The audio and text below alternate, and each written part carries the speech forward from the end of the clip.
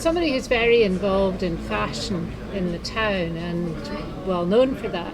But it seems that you're taking on tartan with a vengeance. So tell me a little about what your project is. It's quite interesting. It was a project that I was quite nervous about because I grew up in Edinburgh not liking tartan. I sort of related it to the high street and sort of that biscuit tin culture. And I came from streetwear, and it's been quite an interesting project. Black and White Publishing came to me to create a book and asked me, they'd already had the title, it was The Secret Life of Tartan, and they asked me to write it.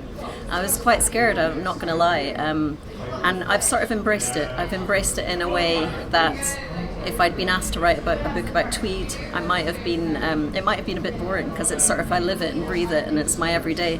But with tartan, it does interest me. It's a bit of a sort of social experiment for me, coming from streetwear and then embracing Stuart Christie, which is, so traditional. You couldn't get any more traditional. My relationship with tartan, I guess, goes back to most people in Scotland would be wearing it at a wedding. And associating with the past, I guess, it's something you think of, something from times gone by. But increasingly I feel that we're going through a cultural transition. And why the hell not? Why shouldn't we take ownership of what tartan is? Yes, we're proud of our history and heritage, but we don't live in the past.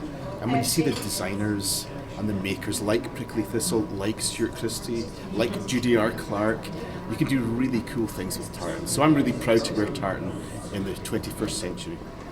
I didn't choose the title, but what I'm hoping from each chapter is that I can tell a story that's in a more artistic and sort of poetic way. So I'm doing 20 chapters which all celebrate someone that I work with in the industry, and they all talk about a tartan and the colour and the weaving process. So it's a little bit more of an artistic approach to tartan rather than a traditional approach.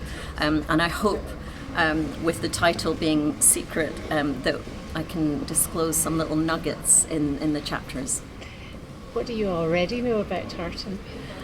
Quite a lot, actually, and I've sadly had to learn a lot. It's pushed me. It's really pushed me, this project. How did you learn to wear it so flamboyantly?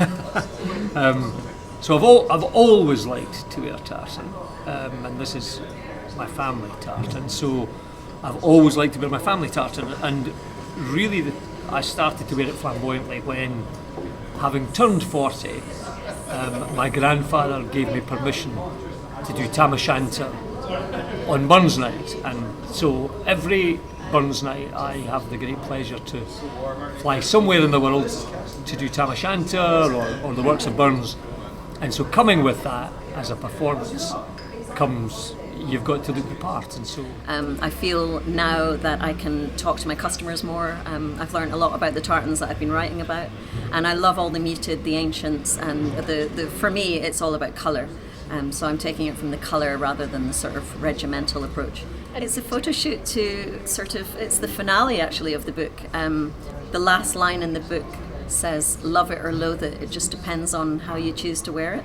And I wanted to do a social experiment because a lot of my friends, and including myself, don't have a lot of tartan in our wardrobes.